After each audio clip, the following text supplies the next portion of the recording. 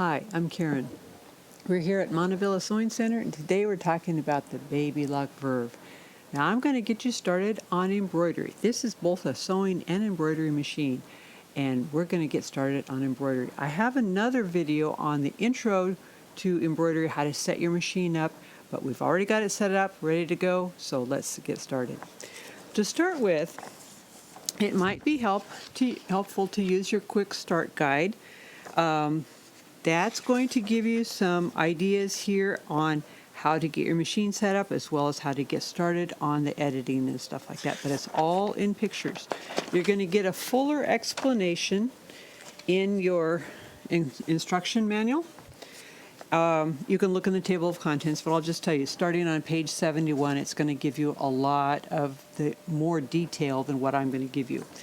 There are a lot of different buttons, a lot of different ways that you can edit and change things. I'm going to give you a few of the most common ones to kind of get you started. Now, also, this is a good guide to have too. You have this in your accessories. This is going to give you pictures of the designs, and it's going to give you a nice big picture, as well as the different colors that are involved in each one and how long each design takes to stitch out. So that's really helpful to have. Okay, so when you first turn on your machine, this is with the embroidery unit on, this is the screen you're going to get. So you have different options that you can use. Now I'm going to start you out with actually the settings. And the reason why I do that is there's settings that are specific to embroidery. I like this one because you've got an option to have a grid there, which is really helpful for if you're doing a letter inside of a frame. Now I use this to move the letter back and forth. This is actually two different designs that I've combined. Using a grid like this is really helpful. Okay, I'm going to turn that part off for now, go to the next page. Now, you've got inches or millimeters. Now, it will tell you the size of your design when you're ready to stitch it out, either in inches or millimeters. Personally, I use inches because that's how I can kind of visualize things a little bit better. And then we have the background color. Now, if I was going to select a certain stitch, but I had black fabric, I would want my background color to show up on the screen as black. So that way I could choose the colors of thread that would go best. I'll give you an example here. So let's choose black fabric. Okay, there we go. Okay. Now, I'm going to go into exclusives. I believe it's floral. Back here. That one right there. Now, this is the design that I stitched out. That's the design, but I changed the colors. Now, of course, I had to choose what colors of thread I needed to do. But I'm going to go set that one, and here, this little icon here, I can choose the color. Now, up here, we go to the next. This happens to just have two colors in it, but if we had like 5 or 6 colors, then you would just keep pushing this until you got to the color you wanted to change. This one happened to be green. So I'm going to go page forward until I find the green that I want to use. It's kind of like this green here. Right there. Okay. Go back. Page forward. All right. There. Okay, so that looks like the green that I have here. That's the one I had chosen. Now, that pink there is a little washed out looking, so I'm going to go ahead. That's the pink. Page forward until I find one that's a little bit closer. That's what I want.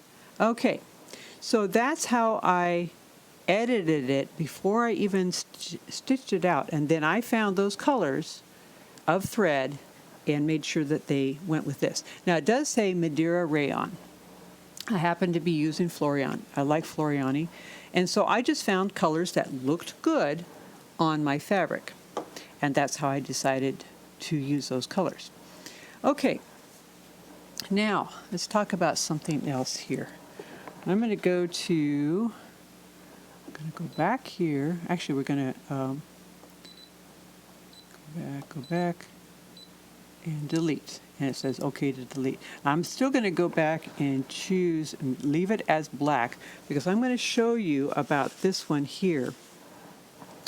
When I chose that one there, let's go back until we find that one. Whoops. Here we go. Yeah, back. All right. There's a lot of pages here. There we go. That looks a lot different, right? Okay, so I chose my colors based on the colors that I thought would look good on this. Now, it happens to be that white there, they've showed it as black, but this is an actual different piece of fabric. When I choose my colors, push set, choose my colors. Now, if I page ahead far enough, you see these little things down here? I wondered about those for a while. This is your cutout line. So you take your white piece of fabric, and if I have white thread, I'm not going to be able to see it as well, so maybe I would want to have, say, a gold thread or something like that to cut out this white piece of fabric. Right here is my placement line. So I don't want to have black fabric, or black, you know, I wouldn't be able to see the black thread, so I'm going to have maybe a darker gray or something like that. And then the third one is the tack down, where it actually tacks down the edges of my applique. After that, I can go ahead and go through and decide what colors of the rest of the thread will be. So for instance, that outline, I decided that is going to be this sort of red here. Okay?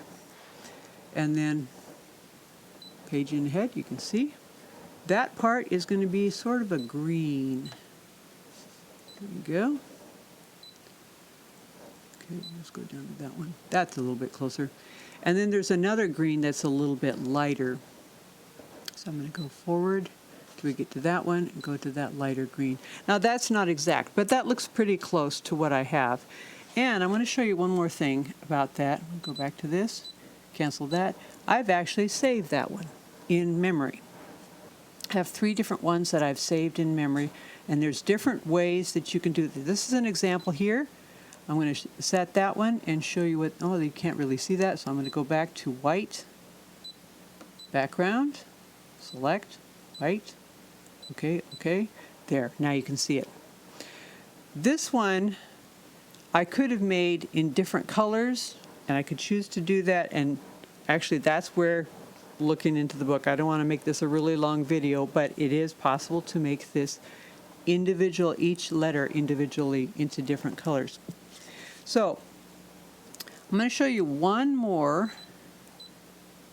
This little guy here, that is actually a design that I have changed the colors to, and I'll show you why. It looks great on white, right? Okay, so I'm going to go back to exclusives, celebrate, because I know that little Christmas tree is right there. There it is. Look how that white looks on the white background. You can hardly see it. That's why I changed it to green. Now, if this was changed to a green background, it'd look just great. So you can see how you can use the fabric color that you have, and it's best to use a solid color fabric, and then you can change the colors to make them be what you want them to be. It's a really neat system. There's a lot to it, and I invite you to just explore and experiment and have a great time. Now, in my previous video on the intro to embroidery, I mentioned about some videos that you can see on YouTube. Go to YouTube, and then in the search bar, type in Montavilla Sewing Center, stabilizing and hooping.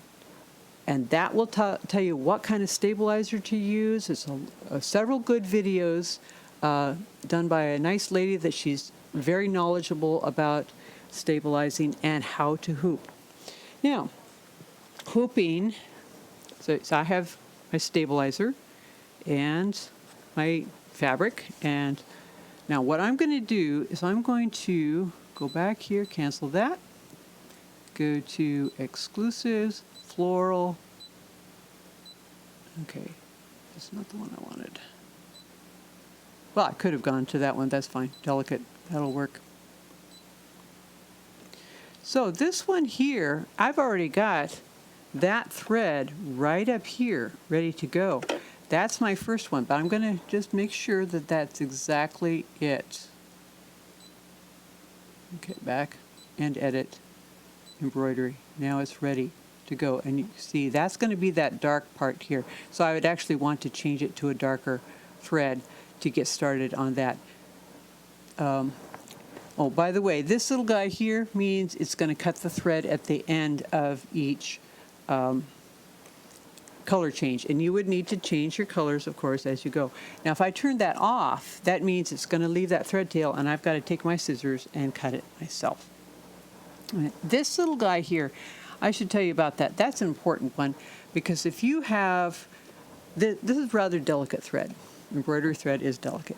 If it breaks, and sometimes that happens, then you would want to rethread and start back a few stitches. You can actually do that with this, and you can go back 10 stitches. I would recommend about 10 stitches and restart at that point and then start sewing again. So that's a really handy one to have. Okay, so that's getting started on embroidery. I'm going to go ahead and put my hoop in here, and we're going to just start right in. I'm going to start with that darker thread. That's fine.